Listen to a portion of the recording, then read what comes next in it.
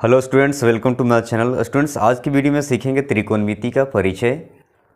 तो त्रिकोणमिति का परिचय में त्रिकोणमिति शब्द का अर्थ होता है त्रि मीन्स तीन, कोण मीन्स कोण, ये जो कोण एंगल बनता है वो कोण, मिति मीन्स मापना, मेजरमेंट करना, तो तीन कोण का मापना, तो तीन कोण का मापना ही त्रिकोणमिति कहलाता है। त्रिकोणमिति का प्रयोग प्राचीन काल में खगोलविद लोग पृथ्वी से तारों और ग्रहों के बीच की दूरियां मापने में इसका यूज किया करते थे। ठीक है, तो त्रिकोणमिति का परिचय में सबसे पहले त्रिकोणमिति अनुपात आते हैं, ये फॉर्मूला कहलाता है। ठीक है, तो त्रिकोणमिति अनुपात में 6 त्रिकोणमिति अनुपात होते हैं, उसमें से साइन, कोस, टेन, कोसेक, सेक और कोट होते हैं। ये त्रिकोणमिति अनुपात किसी समकोण त्रिभुज के भुजाओं का अनुपात को यहाँ पे व्यक्त किया जाता है। तो आइए जानते हैं इसको व्यक्त कैसे किया जाता है। तो साइन यहाँ पढ़ेंगे हम लोग, साइन, और ये थीटा कहेंगे इसको, ये सिंबल है, इसको हम लोग थीटा इसको कहा जाता है, तो ये याद रखेंगे। तो साइन थीटा इसको पढ़ेंगे, sine theta is equal to लंब बटा कर्ण का अनुपात होता है यहाँ पे। तो लंब बटा कर्ण, ये लंब हो गया, कर्ण ये आधार हो गया, इसको बेस कहते हैं। इसी प्रकार कोस थीटा का होता है आधार बटा कर्ण, मीन्स आधार और कर्ण का अनुपात इसमें दर्शाया जाता है। नेक्स्ट टेन थीटा लंब बटा आधार equal to P by B, इसको परपेंडिकुलर और बेस में इसको अनुपात में इसको व्यक्त किया जाता है।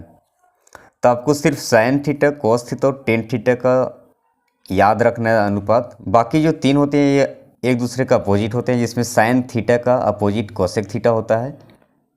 ठीक है, तो यहाँ देख पा रहे होंगे लंब बटा कर्ण ये इसका होता था, तो इसका हो जाएगा कर्ण बटा लंब, जस्ट अपोजिट।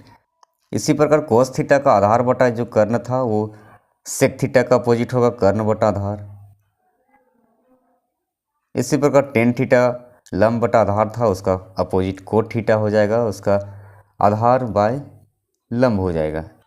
ठीक है, इस प्रकार इसको दर्शाया जाता है। तो ये फॉर्मूला आपको सिर्फ 3 याद रखना है, बाकी 3 अपने आप याद रहेंगे। यहाँ पे हम लोग साइन थीटा को लेकर के देखे थे, चले थे, और यहाँ पे साइन थीटा जो था वो सी के लिए था, कि सी का जो कोण बन रहा था वो थीटा एंगल बन रहा था, तो साइन थीटा इसको लिखे थे। यहाँ पे हम लोग अगर साइन सी लिखते अगर थीटा यहाँ पे नहीं होता,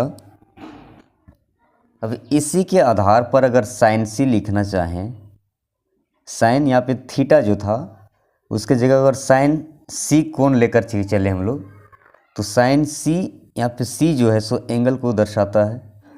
अगर इसी के आधार पर, इस रेशियो के आधार पर अगर साइन सी को लिखा जाए, तो साइन सी का होता था लंब बटा कर्ण। तो इसमें लंब क्या था, ए बी बटा कर्ण, कर्ण था ए और सी, तो यहाँ पे ए सी को लिखेंगे। ठीक है, अब इसी में अगर कोस का लिखा जाए, कोस सी, तो इसका क्या था, आधार बटा कर्ण था, तो मीन्स बी सी बटा कर्ण ए सी भुजा था। ठीक है, टेन का अगर लिखेंगे हम लोग, टेन सी अगर लिखेंगे तो इसका क्या था, लंब बटा आधार, तो लंब इसमें ए बी है, आधार बी सी। तो यहाँ पे हम लोग कोण सी को लेकर के चले थे। अगर इसी त्रिभुज में कोण ए को लेकर के चलें, अगर ए को लेकर के चलेंगे तो क्या हो सकता है, ये कैसे लिखेंगे। तो अगर इसी में साइन, अगर यहाँ पे सी की जगह कोण ए को लेकर के चलेंगे, तो इसी में मेरा सारा लंब आधार कर्ण हमेशा चेंज हो जाएगा। ठीक है, तो आइए इसको हम लोग जानते हैं ये कैसे होगा। तो यहाँ पे एंगल सी को लेकर के हम लोग चलें और सारा रेशियो का हम लोग यहाँ पे नोट किए हैं। यहाँ पे ये ध्यान देना है कि अगर समकोण त्रिभुज में ये भुजा भी, यहाँ भी 90 डिग्री कोण बन रहा है और इधर भी बन रहा है, तो इसको हम लोग लंब किसको मानेंगे, यहाँ ये कन्फ्यूजन होता है। तो लंब ये मानेंगे, इसको भी मान सकते थे ना, यहाँ भी ये मान सकते थे, लेकिन इसमें ये हम लोग यहाँ देखते हैं कि एंगल जो सी होता है, तो एंगल सी से हम लोग पता करते हैं, एंगल सी को अगर ले रहे हैं तो एंगल सी के जो सामने का जो भुजा होता है इसको बोलते हैं संलग्न भुजा। एंगल सी का संलग्न भुजा होता है ये, ठीक। और सी के सामने अगर ऐसे अगर हम लोग दर्शाएं इधर, तो ये जो सामने भुजा आता है तो इसको बोलते हैं एंगल सी का सम्मुख भुजा। मतलब सी के अगर इधर से वो सी अगर इधर से गुजरे तो इधर इसका मुख इधर होगा, तो इसके सम्मुख, इसके मुख की ओर आएगा ये भुजा, तो इसको बोलते हैं सी का सम्मुख भुजा ए बी होगा, ठीक है। और सी के साथ में है तो इसको बोलेंगे संलग्न, मीन साथ, एक साथ। तो सी के साथ जो भुजा है उसको संलग्न भुजा कहते हैं, और सी के सामने जो है वो सम्मुख भुजा कहते हैं। तो यहाँ तो एंगल, जो भी एंगल हम लोग ले रहे हैं उस एंगल के सम्मुख भुजा जो होगा वो हमेशा लंब होता है, ठीक है। तो इसी के आधार पर हम लोग ये लिखे हैं, ठीक है। जब इसी के आधार पर एंगल सी के जगह एंगल ए ले लिया जाए तो क्या होगा, ठीक है। तो आइए देखते हैं इसको क्या होगा।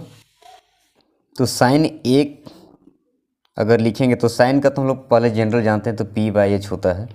तो इसमें परपेंडिकुलर किसको मानेंगे, ठीक है, लंब किसको मानेंगे, ये मानेंगे या तो ये मानेंगे। तो क्या बताया था, जो भी एंगल ले रहे होते हैं हम लोग, वहाँ सी का ले रहे थे तो क्या था, सी के सामने का जो भुजा होता था उसी को हम लोग लंब मानते हैं। यहाँ एंगल ए को ले रहे हैं तो एंगल ए का सम्मुख भुजा कौन हो जाएगा, तो ए का अगर सामने का भुजा देखेंगे तो ये हो जाएगा, मीन्स ये वाला भुजा हो जाएगा। तो ये हो जाएगा क्या, ये हो जाएगा परपेंडिकुलर एंगल ए के लिए, ठीक है। और ए का सामने का जो भुजा होता है वो ये संलग्न भुजा होता है, ठीक है, उसी को हम लोग आधार मानते हैं, मतलब ये बी हो जाएगा। और ये क्या हो जाएगा, ये तो हमेशा कर्ण होगा, ये एच होगा, ठीक है। अब इसी के आधार पर साइन ए को हम लिख रहे हैं, तो साइन का क्या होता है फॉर्मूला, पी बाई एच होता ही है। तो पी इसमें हम लोग कौन हो गया, पी हो गया बी सी, ठीक है, B C by H A C, ठीक है। इसी प्रकार अगर कोस का लिखा जाए तो कोस का फॉर्मूला यहाँ बताए थे हम लोग।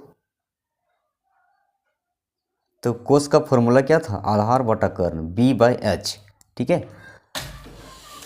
तो कोस का क्या था, बी बाई एच। अब इसमें देखेंगे बी मेरा क्या है, बेस कौन सा हो गया, तो बेस तो मेरा ये हो गया ए बी, और एच क्या हो जाएगा, हमेशा एस सी हो जाएगा, ठीक है। इसी प्रकार टेन को लिखा जाएगा, और टेन ए लिखेंगे तो टेन का क्या हो जाएगा, टेन का होता है पी बाय बी। ये हम पी बाय बी कहाँ से ले रहे हैं, जो हम लोग जनरल मेथड हम लोग सीखे थे, जनरल में हम लोग जब हम लोग टेन का यहाँ पे हम लोग पी बाय बी लिए थे, वहाँ से हम लोग ये ले रहे हैं, ठीक है। तो इसमें तो टेन ए का क्या हो जाएगा, पी बाय बी होता है, तो पी इसमें परपेंडिकुलर, तो perpendicular B C, B C by B means base A B, ये हो जाएगा ए बी। तो इस प्रकार जब एंगल चेंज हो जाता है तो सामने की भुजा को परपेंडिकुलर मान करके हम लोग लिखते हैं। तो स्टूडेंट्स इसी कॉन्सेप्ट के आधार पर अब नेक्स्ट वीडियो में हम लोग प्रश्नावली 8.1 का सारे क्वेश्चन को हम लोग 1 बाय 1 देखेंगे। तो आशा करते हैं कॉन्सेप्ट समझ में आया होगा।